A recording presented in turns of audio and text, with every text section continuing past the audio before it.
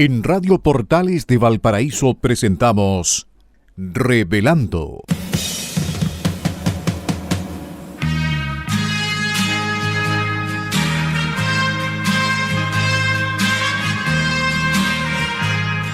Un programa donde se abordan temas de actualidad, contingencia y la agenda cultural de la zona. Entrevistas del ámbito nacional e internacional. Revelando es presentado y auspiciado por Asofar AG, Asociación de Oficiales de la Armada de Chile en Retiro, Asociación Gremial. Con ustedes, Revelando en Radio Portales de Valparaíso.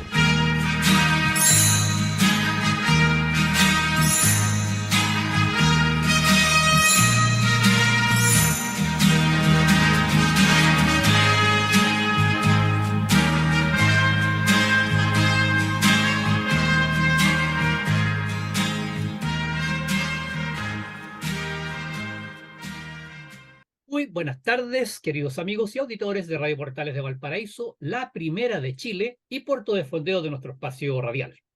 Hoy, viernes 21 de julio de 2023, estamos dando inicio a un nuevo programa de Revelando que nos acompaña de lunes a viernes de 6 a 7 de la tarde y, como de costumbre, el día viernes dedicado al movimiento chileno de corazón. Agradecemos a Radio Portales de Valparaíso, que nos abre sus señales en el dial de FM 89.5, AM 840 y también a través de su señal online en la página web www.portalesfm.cl. Y por supuesto, agradecemos a nuestro auspiciador, a quien hace posible que Revelando esté en el aire junto a ustedes todos los días y que además permite generosamente que chilenos de corazón los acompañemos los días viernes. Nos referimos a la Asociación Gremial de Oficiales de la Armada en Retiro, Asofar AG. Muchas gracias a Radio Portales de Valparaíso y un especial agradecimiento a nuestro auspiciador Asofar. También saludamos a nuestro amigo y colaborador Enzo Alvarado, quien permite que este programa llegue hasta los estudios de Radio Portales de Valparaíso. Nuestro agradecimiento y saludo cariñoso a Enzo. Y por supuesto, también agradecemos a nuestros amigos y radiocontroladores de Radio Portales de Valparaíso.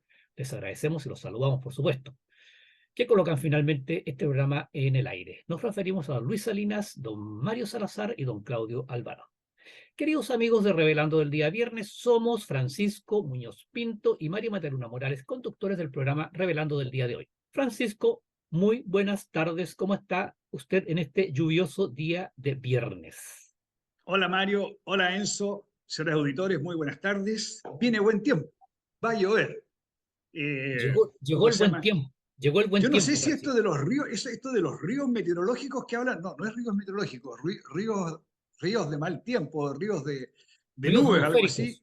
Ríos atmosféricos. Ríos atmosféricos. Yo no sé si es Claro. un invento reciente o ahora existen y antes no existían. Pero yo nunca había escuchado antes de este año, tal vez el año Sí, pasado, pero no conocía los ríos atmosféricos. Pero curioso. lo concreto, Yo Mario, escuché es que, hablar, perdón, sí, lo adelante. concreto es que viene buen tiempo. Sí, no, yo en realidad yo escuché recién este año hablar de los famosos ríos atmosféricos y muy curiosa la teoría, simpática, pero también nunca.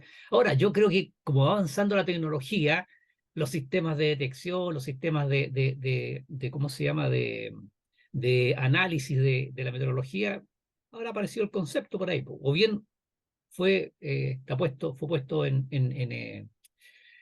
eh, Oye, y el último en puntito, conocimiento. ayer estuve revisando el agua caída en todo Chile. En la única parte que hay superávit es en Coyhaique. En todo el resto de Chile hay déficit. Sí, sí, efectivamente. Sí, nos hace falta agüita. Ahora, bueno, de acuerdo al tema este de la teoría del niño, se supone que agosto, septiembre deberían ser lluviosos, dijeron, escuché por ahí en algún minuto. Pero bueno, dejémosle a los meteorólogos que nos ilustren al respecto. Nosotros vamos con las efemérides nacionales y navales de la presente semana. ¿Te parece? Vamos. 17 de julio de 1823. Bernardo Higgins se embarca en Valparaíso con su madre y su hermana en el Fly, velero que manda el capitán Phillips, y zarpa para cumplir con su destierro en Perú, luego de haber abdicado el 28 de enero de ese mismo año. Vivió en Perú hasta 1842, principalmente en la hacienda Montalbán, pero encontrándose en su casa de Lima el 24 de octubre de 1842, falleció. Dice la historia que sus últimas palabras fueron Magallanes. haciendo referencia a que Chile se hiciera cargo de esa parte de nuestra geografía. Curiosamente o felizmente, un año después, el 21 de septiembre de 1843, Chile toma posesión del Estrecho de Magallanes. Escuchó las últimas palabras de nuestro prócer Bernardo Higgins. 18 de julio de 1889.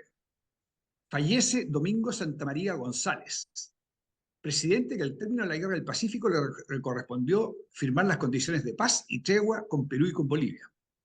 Entre los logros de su gestión destaca la pacificación de la Araucanía y la modificación de la Constitución política.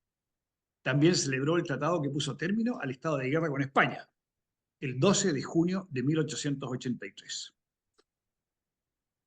15 de julio de 1898. Es encendido por primera vez el faro Punta Delgada, en la primera angostura del Estrecho de Magallanes. Estábamos tomando posesión, claro que nos demoramos como 50 años, ¿no? Pero estábamos tomando posesión efectiva del Estrecho de Magallanes. Este faro, distante a 167 kilómetros de la ciudad de Punta Arenas, posee una estructura de 11,7 metros de altura y tiene un alcance luminoso de 19 millas náuticas. Me tocó, siendo marino, muchas veces estar en ese faro. Ahí tomamos una lancha que nos llevaba a embarcar a los buques que recalaban desde el Atlántico por la boca oriental del Estrecho de Magallanes. Yes. Perdón, Mario. No, está bien. Adelante, Francisco. 15 de julio de 1924. En el apostadero naval de Talcahuano se inaugura el dique 2, 12 años después que tuviera lugar la colocación del primer bloque de cemento del dique, con la asistencia del director general de la Armada, almirante Montt. Esta obra monumental fue realizada por la empresa francesa Sociedad de Trabajos Públicos, y la inauguración se realizó con el ingreso al dique, ni más ni menos que el acorazado Almirante Latorre, en el cual se embarcó previamente el presidente de la República, don Arturo Alessandri Palma. El próximo año se cumplen 100 años de la inauguración del dique 2 de Asmar Talcahuano. Es un hecho, muy especial. Es un dique seco, está hecho no es un dique flotante como el de Valparaíso, sino que es un dique seco hecho en la tierra, y la verdad es que es espectacular. Los que tengan la oportunidad de verlo, vale la pena una visita. 21 de julio... Ver un buque varado ahí en seco, Francisco, es realmente impresionante, ¿eh? Es una cosa, Sí. que sobrecoge. Sí. Además que los buques que entran son grandes. Son, en ese dique, en general claro, se usa para petroleros grandes, metaleros grandes. Claro, claro. 21 de julio de 1990, o sea, hace 33 años. La Armada de Chile recibe la espada que el comandante de la corbeta Esmeralda usó el día 21 de mayo de 1879 para saltar al abordaje del Huáscar, muriendo heroicamente por su patria. Junto con la reliquia, es entregada a la Escuela Naval la carta mediante la cual el comandante Grau remitió el arma y otros objetos personales a la viuda del jefe naval chileno, doña Carmela Carvajal. Doña Elena Walker, viuda de Arturo Prat Echaurren, cumple con los deseos del nieto del héroe de Iquique, quien en su testamento estipuló: lego a la Armada Nacional la espada que perteneció a mi abuelo, capitán don Arturo Prat Chacón, y que portaba el 21 de mayo de 1879 al abordar el Huáscar, y que recibí por testamento de mi padre, don Arturo Prat Carvajal. Este legado lo condiciono a que la Armada Nacional mantenga esta reliquia histórica en la Escuela Naval, en un lugar especial y exclusivo que permita resaltar su importancia histórica. Es realmente acogedor ir a la Escuela Naval y estar en presencia de la espada que usó Arturo Prat al saltar al abordaje ese 21 de mayo de 1879. Esas son las efemérides para el día de hoy, Mario. Muy bien, Francisco. Vamos entonces de inmediato con las efemérides de la buena memoria, que, como repetimos todos los viernes, lo que pretenden es hacer este contrapeso, ¿no es cierto?, a la historia reciente que se ha escrito con un solo color de lápiz y que están basadas en hechos objetivos, noticias de la época de hace 50 años atrás.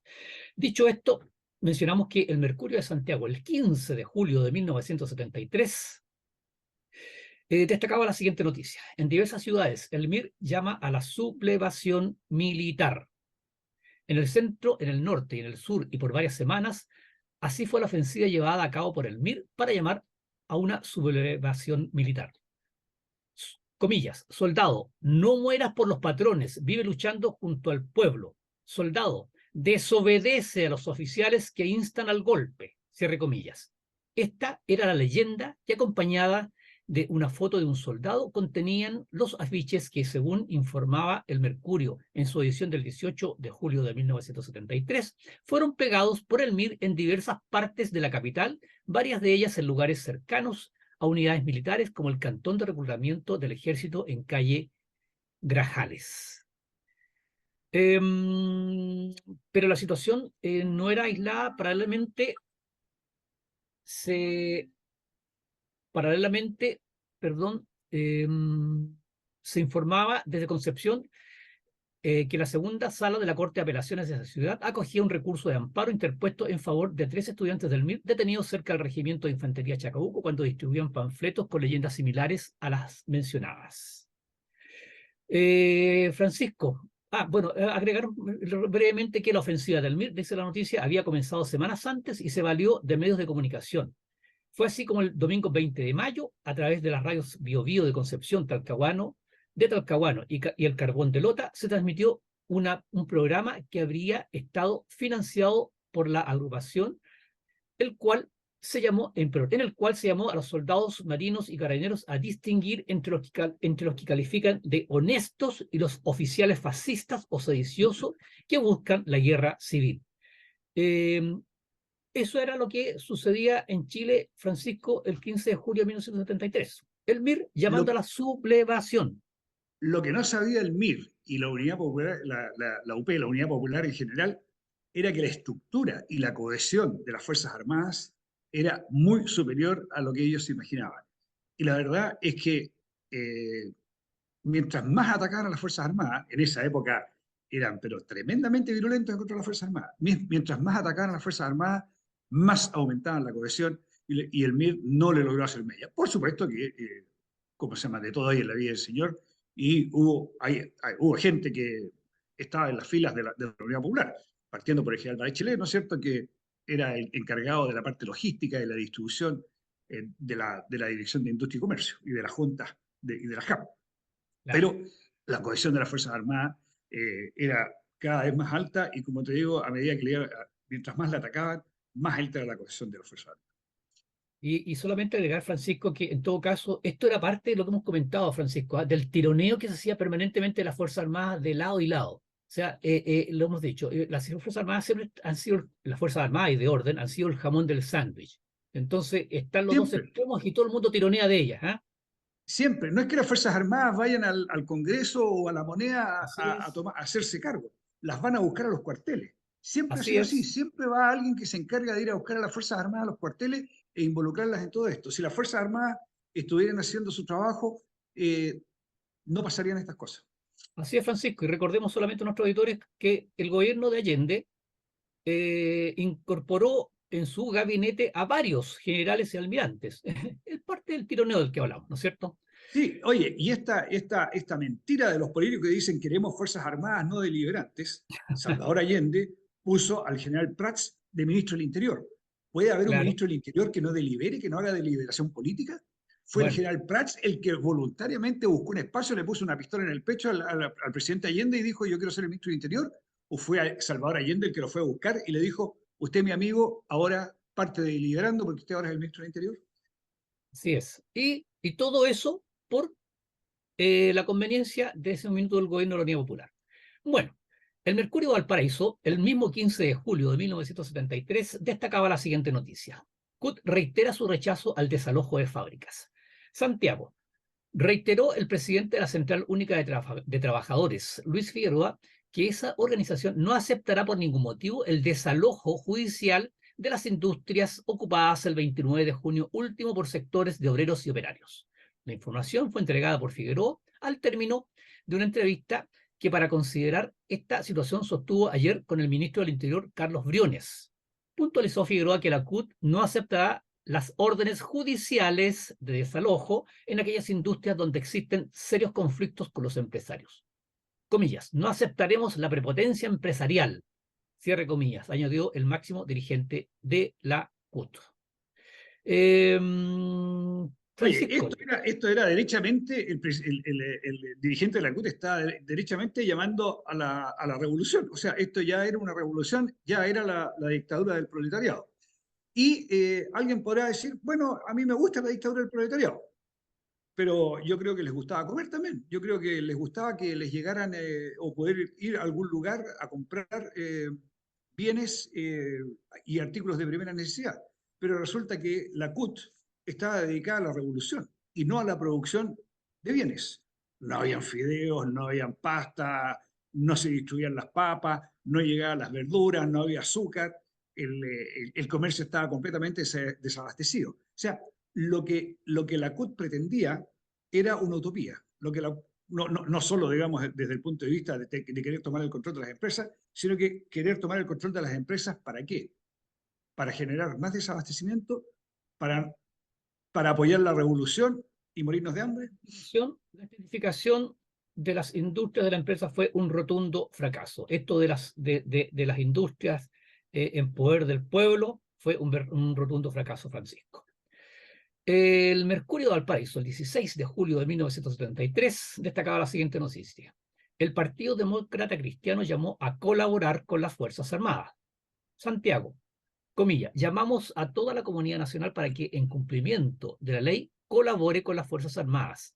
No hay fábrica, taller, oficina, establecimiento, colegio, casa o local donde se puedan ocultar armas ilícitas, en que no pueda haber a la vez una persona que por sobre todas las cosas quiera servir en esta hora a la causa de Chile en la denuncia a regidores y parlamentarios para que ellos puedan hacerlas llegar a las autoridades militares y judiciales que puedan hacer los requerimientos. Es hoy un acto patriótico. Esto lo dijo el parlamentario demócrata cristiano y exministro de Defensa, don Juan de Dios Carmona, quien agregó: los chilenos vivimos hoy una pesadilla. En 2 años y medio se ha destrozado un país que había demorado más de 170 años para levantarse.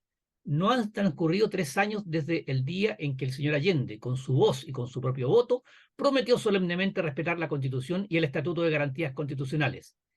Y el día solo ayer, en que los señores Corbalán, Altamirano y Enríquez, personeros auténticos del actual pensamiento oficial, han notificado a los chilenos que, comillas, el pueblo está en condiciones de incendiar y detonar el país desde Arica a Magallanes. Ese era el ambiente, Francisco, ese era el ambiente, queridos amigos, que se vivía en julio de 1973. La Unidad Popular, Mario, había logrado el quiebre total, el quiebre completo de nuestra sociedad. Familias en que había parte de una familia estaba en una posición y otra parte en la otra posición, y eso significaba que eran posiciones irreconciliables, y el quiebre de la familia, el quiebre de amistades, el quiebre de organizaciones. Todos atrincherados en posiciones irreconciliables porque la Unidad Popular nos había llevado a este extremo, con, ¿cómo se llama?, repartiendo armas en las fábricas, estatizando las fábricas, distribuyendo pobreza, racionalizando los alimentos, ¿cómo se llama?, interviniendo en el sistema de educación, etc. Es lo que siempre hacen las revoluciones marxistas, es lo que saben hacer, destruir. Pero desgraciadamente yo los invito a que miren, piensen un minuto y busquen alguna revolución marxista que construyó algo. Todas destruyen, pero ninguna es capaz de construir. Como decía el señor Juan de Dios Carmona, en 2 años y medio se ha destrozado un país que había demorado más de 170 años en levantarse. Yo creo que el señor Juan de Dios Carmona, Francisco, lo resumió en ese párrafo, lo resumió, pero exactamente lo que estaba sucediendo, lo que había sucedido con el gobierno de la Unidad Popular. El Mercurio de Valparaíso, el 18 de julio de 1973, destacaba la siguiente noticia: Chile se acerca a la hiperinflación. Y de eso vamos a hablar. Vamos a dejar esa noticia. No, perdón, ahí viene aquí inmediatamente, porque la noticia del Mercurio de Santiago era bastante lacónica. Decía área social, el gobierno confirmó. Perdón. No, yo me equivoqué. El tema era la de la inflación. Pero vamos a desarrollarlo en el Mercurio, en la noticia del Mercurio de Valparaíso, el mismo 18 de julio de 1963. Dice: Santiago, Chile se acerca a pasos agigantados a una hiperinflación, manifestó el ingeniero comercial y profesor de la Universidad de Chile, Sergio Undurraga. Señaló que el alza de precios en el mes de junio pasado entregada por el gobierno es de un 15,6% en solo un mes. Con esta cifra se acumulan las siguientes tasas de inflación, dependiendo de cuál sea el punto de partida. Si se toma, por ejemplo, el periodo de junio a junio, es decir, los últimos 12 meses, la tasa de inflación es de un 283,4%. Si se toma la variación con respecto a diciembre, en estos seis meses, la inflación es de 83,6%. Y si se considera septiembre, que es la fecha en la cual se parte para cálculos de reajuste de sueldos y remuneraciones que se deben dar este año, se tiene una inflación acumulada que alcanza a un 144,7%. Según Undurraga, estas cifras son las más altas de que se tenga memoria en la historia económica de Chile y reflejan una crisis general de grandes proporciones. Oye, Mario, hasta el día de hoy hay autoridades que desprecian el efecto de la inflación. Yo no sé si lo desprecian porque tienen palabras bonitas para decirle a sus votantes, diciendo que, oye, no te preocupes de la inflación, emitamos dinero y así tú vas a tener más dinero, o realmente son ignorantes y no lo entienden. Pero la verdad es que el año 73 quedó pero completamente claro, muy bien reflejado, y ahora con el asunto de los retiros del 10% también. ¿Quiénes son los más afectados por la inflación?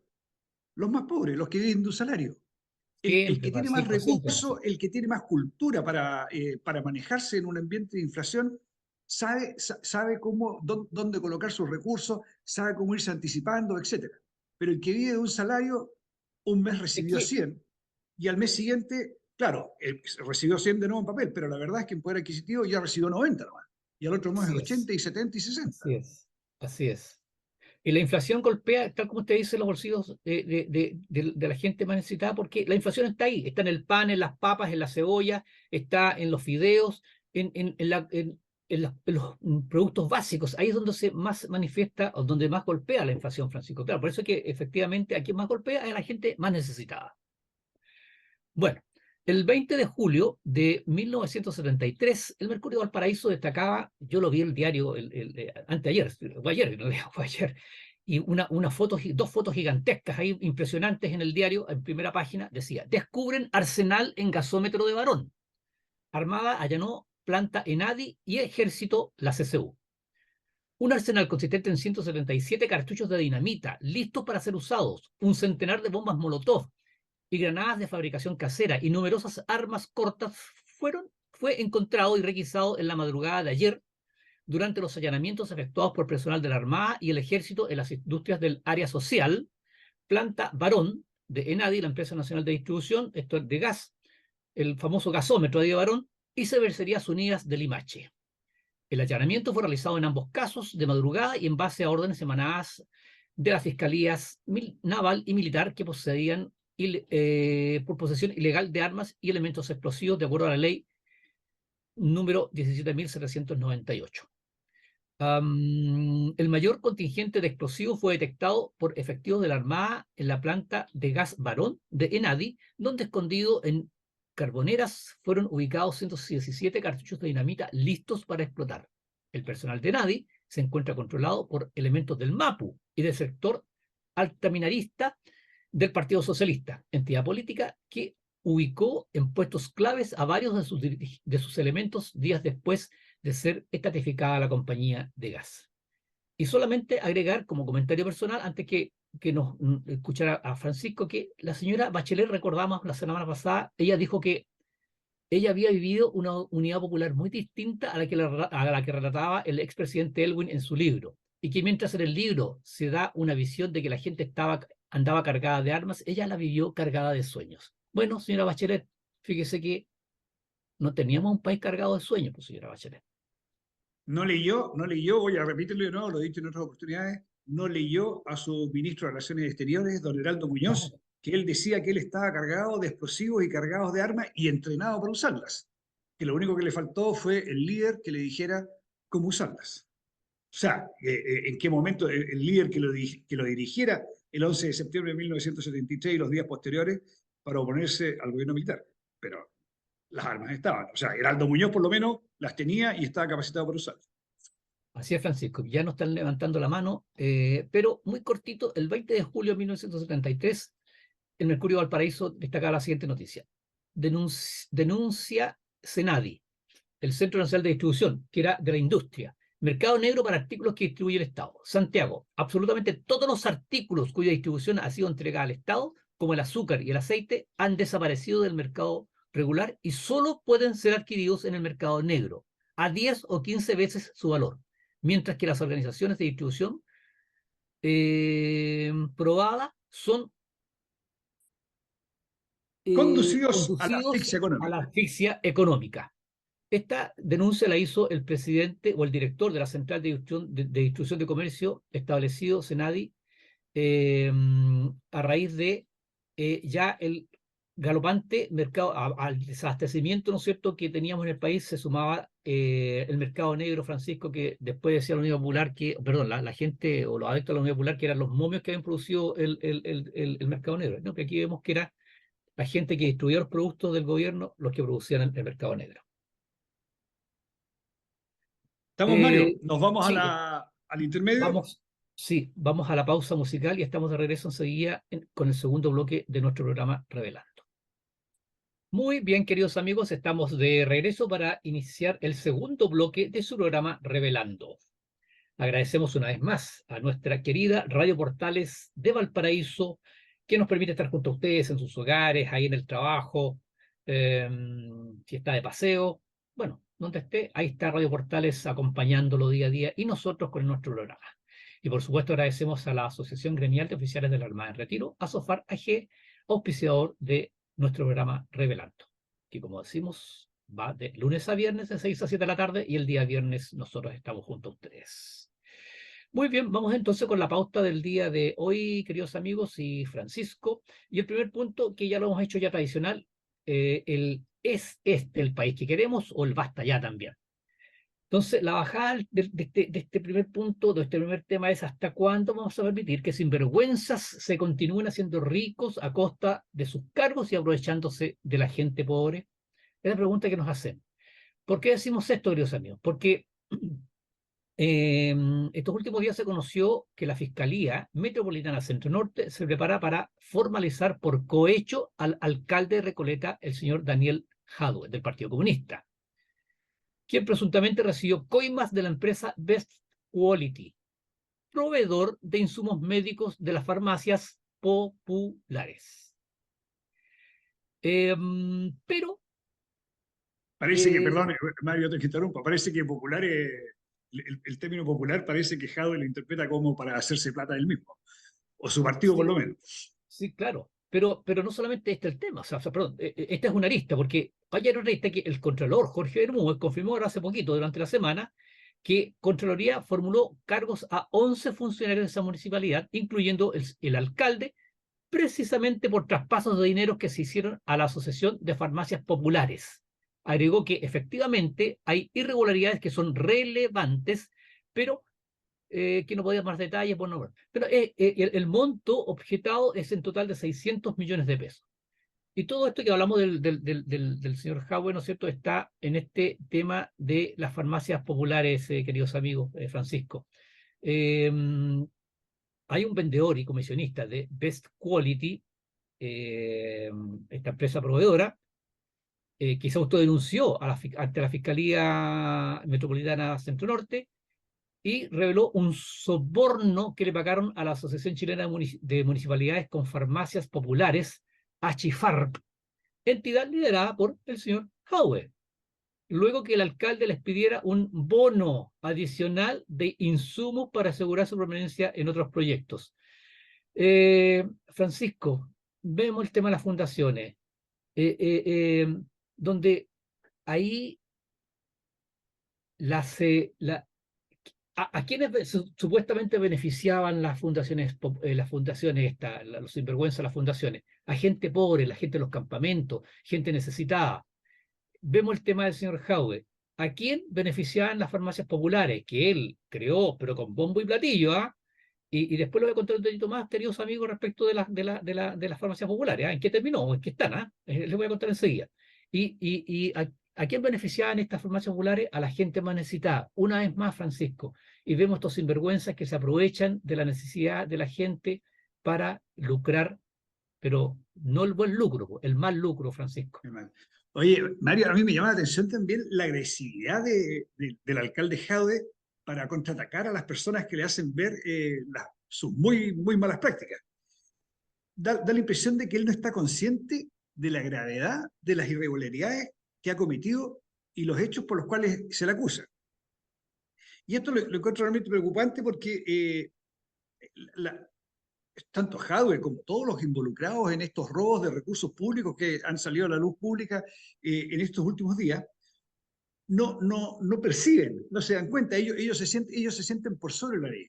Ellos sienten de que ellos tienen derecho a robar, porque ellos tal vez tienen fines superiores, porque ellos tienen un sentido más importante o más elevado de la vida, entonces ellos sí pueden robar porque eso probablemente va a ayudar a imponer su ideología y su bolsillo también, por supuesto. ¿Ya? Entonces, encuentro difícil cómo solucionar este problema, cómo erradicarlo, porque si la persona no se siente arrepentido, no se da cuenta de que está perjudicando a los más pobres, ¿cómo lo hago que enmiende? Va a seguir robando, cada vez que pestañemos va a robar. Es que Francisco, ¿sabe? Yo tengo otra teoría. Yo no estoy de acuerdo con usted. Yo creo que no es que él no se dé cuenta, él sabe perfectamente lo que está haciendo Francisco. Lo que pasa es que estas son ¿cómo es? Bravuconadas, no sé cómo será la... Bravuconadas, por ahí sí se entiende. Sí, por ahí va la cosa. Esto del bravucón, ¿no es cierto? Que habla fuerte y reclama y despotrica, ¿no es cierto? Y se hace el ofendido. No, yo creo que es una estrategia, Francisco. Yo creo que el señor Jadwe y todos estos sinvergüenzas de las fundaciones saben perfectamente, y todos estos funcionarios públicos, ¿no es cierto?, que están metidos en este tema, saben perfectamente el daño que están haciendo. Lo que pasa que después lo que hacen con esto es desviar la atención, hacerse los ofendidos, hacerse las víctimas. No, yo creo que no. Yo creo, Francisco, que ellos saben perfectamente el daño que están causando y lo causan con toda la intención de causar el daño. Yo espero que tú tengas razón, Mario, porque la otra alternativa, la que planteo yo, es nada más que una teoría, es complicada porque no hay como remediarla. Así que yo espero que sea lo que dices tú y que esto sea unos sinvergüenzas de tomo y lomo que saben perfectamente quién está robando a los más pobres. Y solamente, Francisco, para terminar con este tema, contarle a nuestros amigos que esto, bueno, el señor Jadwe, ¿no es cierto?, era su proyecto estrella cuando llegó ahí a la alcaldía de Recoleta. Estas farmacias populares se inauguraron en octubre del 2015 y prendió como reguero de pólvora. Rápidamente se expandieron. Bueno. Todos querían subirse a la micro. Sí, claro. Bueno, menos de una década después se convirtieron en un dolor de cabeza para el señor Jadwe, al punto que en junio de 2022, el cuarto juzgado civil de Santiago ordenó su liquidación forzosa. Esto de la Asociación de Farmacias, tras una demanda presentada justamente por la empresa Best Quality Products S.p.A., que acusó a Achifarp del no pago de 10 facturas emitidas entre julio y noviembre de 2020 por casi 1.300 millones de pesos por la venta de insumos para combatir el COVID-19. O sea, finalmente, Francisco, esto terminó en un un no pago, terminó este famoso proyecto Estrella, y al final, ¿quiénes son nuevamente los perjudicados? Los más pobres. Entonces, oye, la pregunta, nosotros cuando estamos viendo estas cifras siderales, salvo la que tú mencionas recién, estos tremendos números de cantidades de dinero, estamos hablando de las platas del Estado. Porque efectivamente las platas del Estado son platas, es lo que más nos preocupa porque son platas de nuestros impuestos, de lo que nosotros aportamos, y es plata para ayudar a la gente que requiere el apoyo del Estado. Pero, como el caso aquí de, ¿cuánto era? Best Quality y otras empresas más, han estafado a muchas empresas también. Esta es una de las empresas que ha reclamado por el no pago, pero hay muchas otras empresas también que se han visto afectadas por estas personas. Así es. Bueno, y al final volvemos a la misma pregunta. ¿Es este el país que queremos? ¿Un país de gente que se aprovecha sus cargos, gente que se aprovecha las necesidades de los más pobres para enriquecerse, Francisco? No creo que sea el país que quieran nuestros amigos. Nosotros no lo queremos. Claramente no es lo que queremos. ¿Qué es lo que hay que hacer para evitarlo? Pensarlo muy bien a la hora de votar. A la hora de emitir el poder popular existe, el poder del pueblo existe, si es que el pueblo se informa antes de votar. Pero si el Así pueblo vota por es, sinvergüenzas, no hay solución. así es, así es. Segundo tema, lo titulamos así muy cortito, muy sospechoso, entre signos de exclamación. A ver, eh,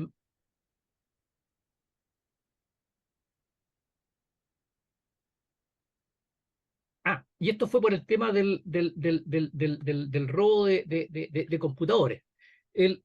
Pero de muy sospechoso, Francisco, que lo estábamos viendo ayer, pasó esto al bochorno, al fiasco del año. Eh, eh, Mario, perdón, una introducción porque no todo el mundo ha seguido las noticias. Estos sí, señores, de lo que está hablando Mario, se refiere a este llamado que hubo de un señor que se hizo pasar por Giorgio Jackson, llamó ministro a la Joshua, guardia claro. del Ministerio de Desarrollo Social y indicó que unos sobrinos de él iban a ir a retirar unos computadores, posteriormente se fueron con los computadores, volvieron y dijeron que iban a fumigar y llevarse ¿cómo se llama? Una caja de fondo. Y se lo llevaron todo eso. Misteriosamente los computadores aparecieron, encontraron a una señora de 60 años, increíblemente, en la calle, en un carro con los computadores y la detuvieron y recuperaron los computadores y ya están recuperados. Ese es el contexto, el escenario de lo que estamos conversando. Sí, claro. Y lo que pasa es que, a ver, nosotros tuiteamos hoy día, les voy a contar a nuestros amigos, nosotros tuiteamos hoy día, posteamos hoy día en nuestro Twitter, eh, decía nuestro posteo, ¿qué se puede comentar después de este verdadero circo del absurdo? Porque es un circo del absurdo, ¿no, Francisco? Eso, ¿cómo, cómo con tanta facilidad se ingresa al edificio de un ministerio?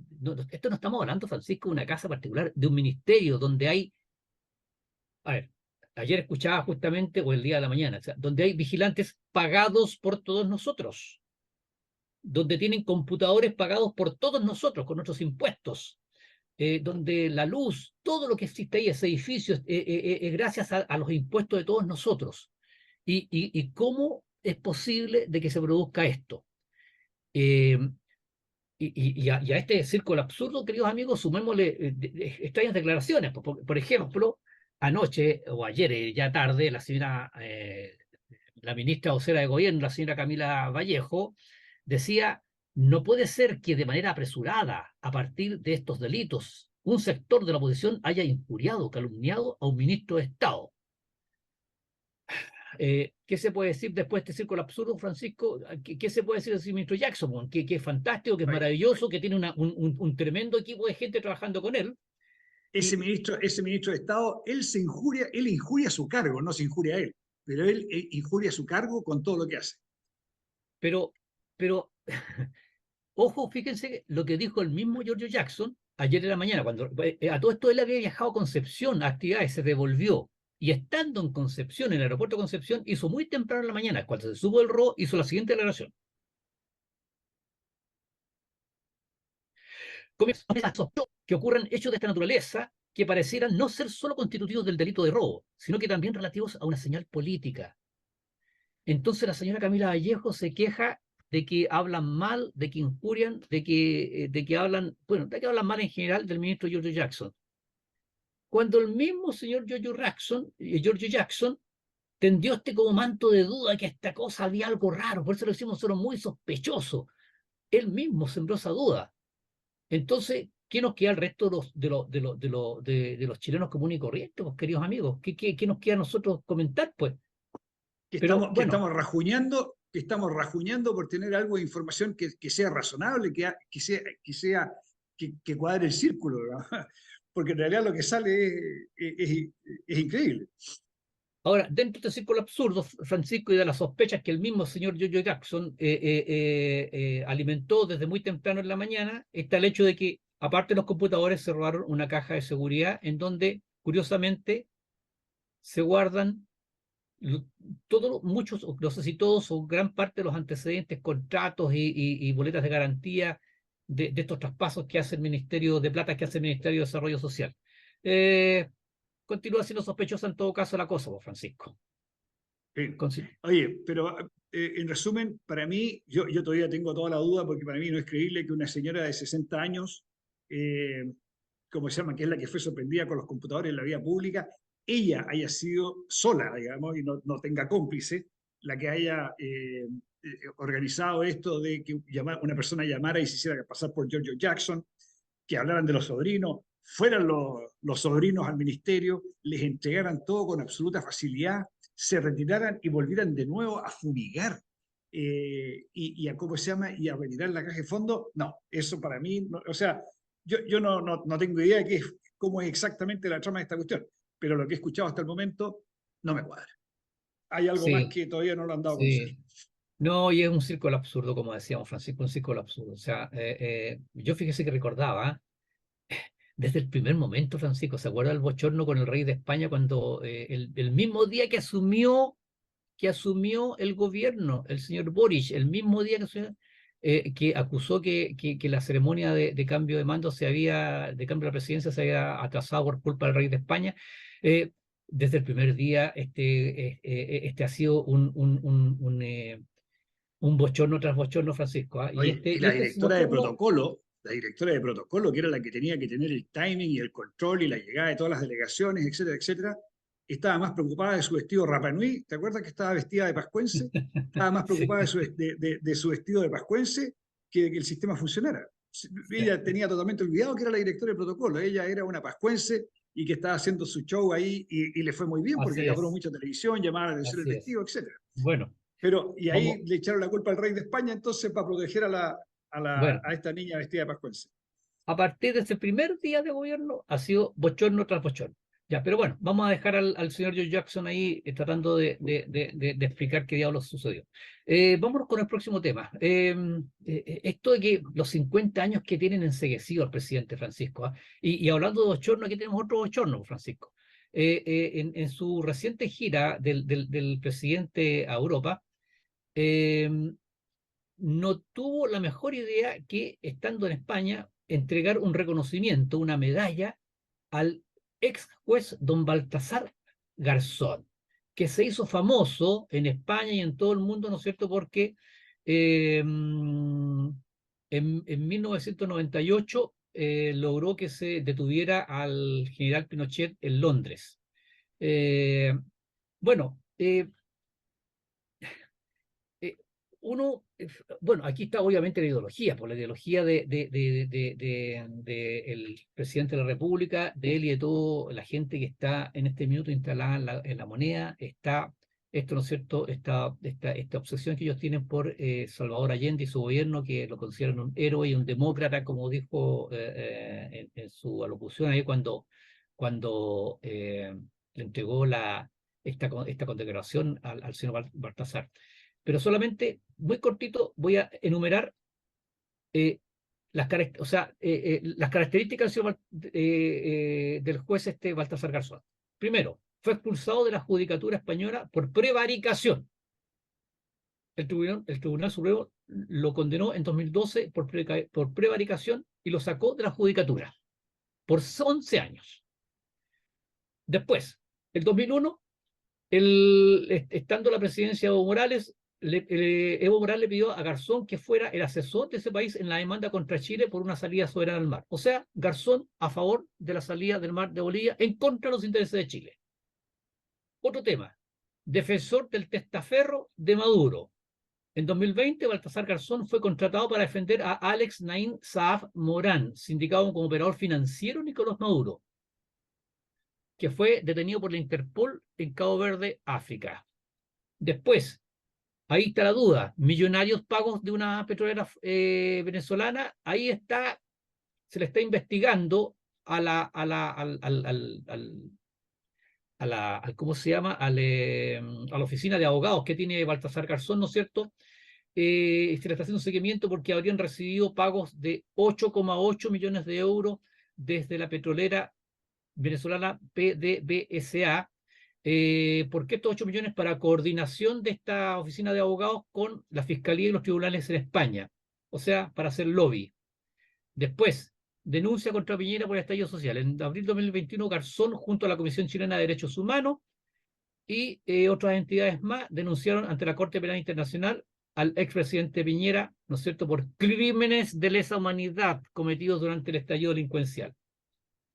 Y por último, el señor Baltasar Garzón, férreo defensor de Cristina Fernández.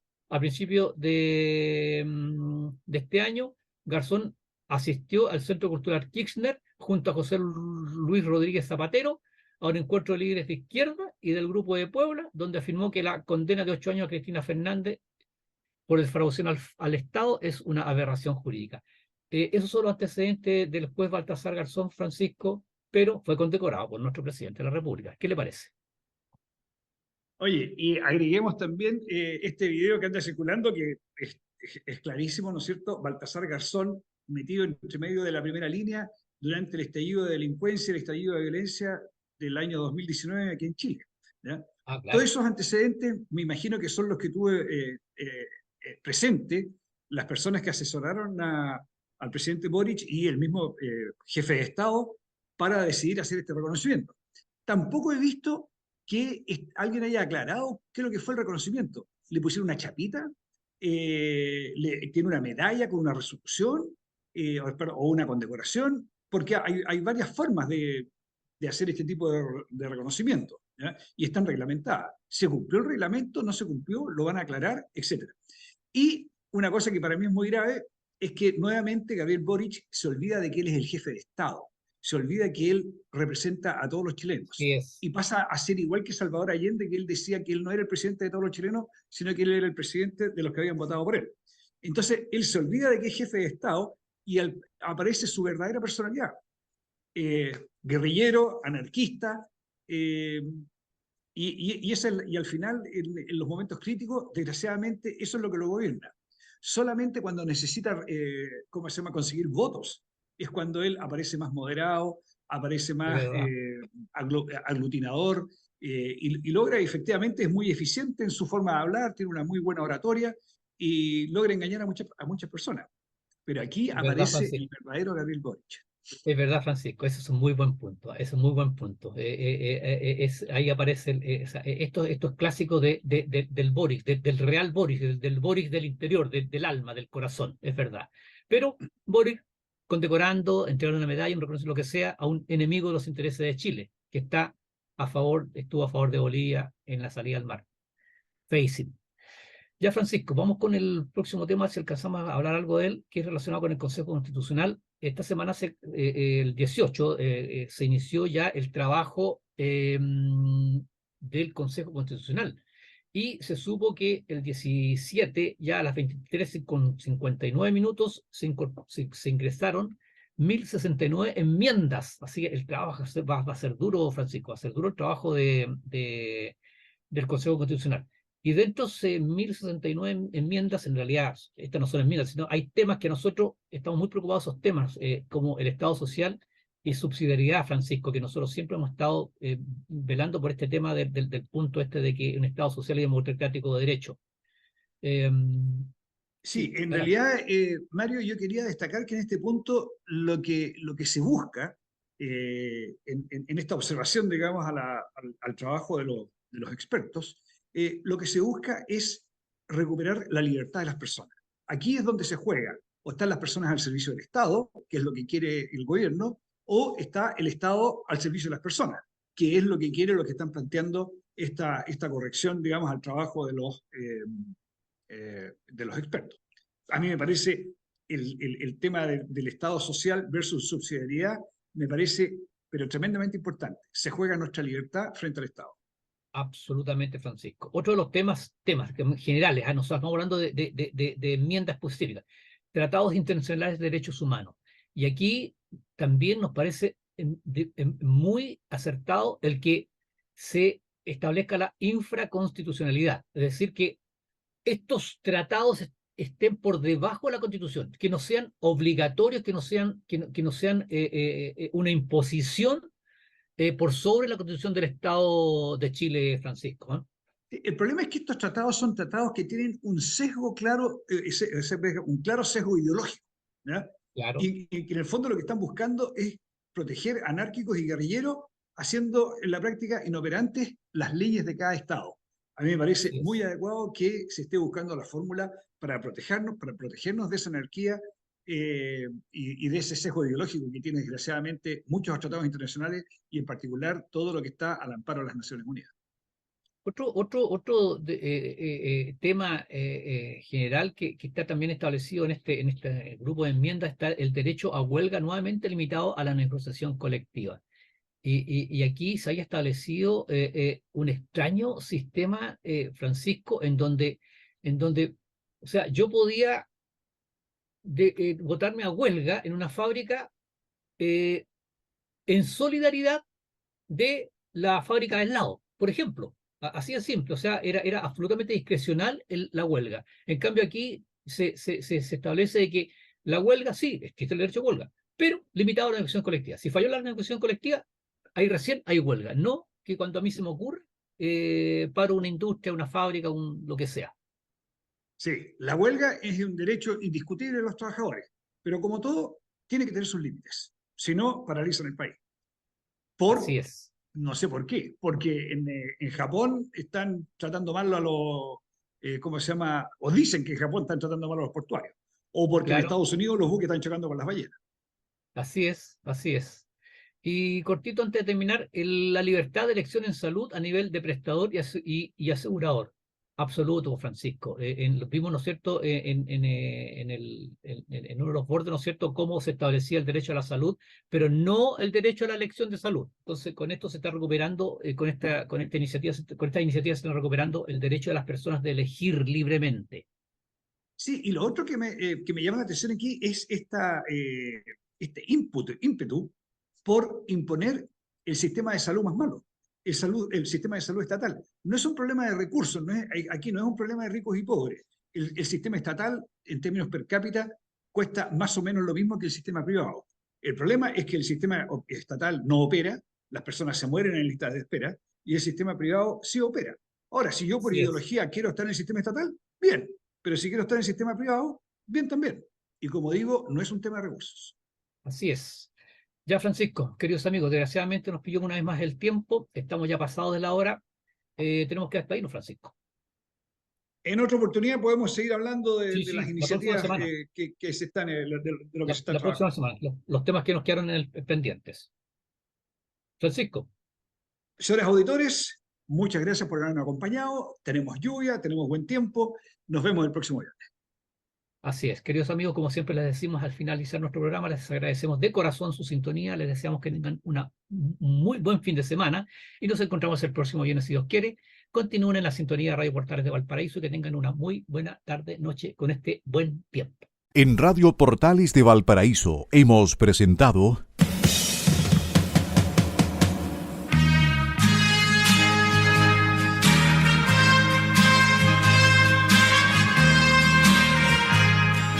Revelando, un programa donde se abordan temas de actualidad, contingencia, entrevistas del ámbito nacional e internacional. Revelando es presentado y auspiciado por Asofar AG, Asociación de Oficiales de la Armada de Chile en Retiro, Asociación Gremial. Sintonícenos en un próximo programa. Buenas tardes.